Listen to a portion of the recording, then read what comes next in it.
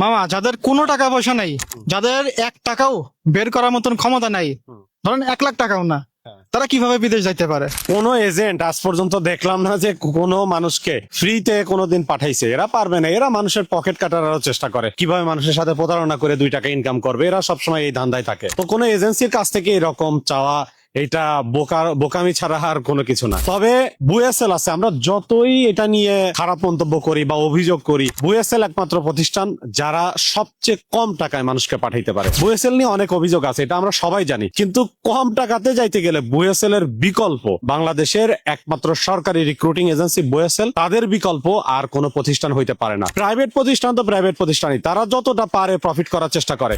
বুয়েসেলও অনেক অভিযোগ আছে যে বুয়েসেল মানুষকে ঘুরায়, বা বুয়েসেল এর যারা নিজেদের আত্মীয় স্বজনদেরকে সুযোগ দেয় বেশি। হ্যাঁ, মানে আমি আমার কমেন্ট সেকশন আমি যেটা দেখছি যে অনেক মানুষ মানে বুয়েসেল এর প্রতি অনেক ক্ষিপ্ত।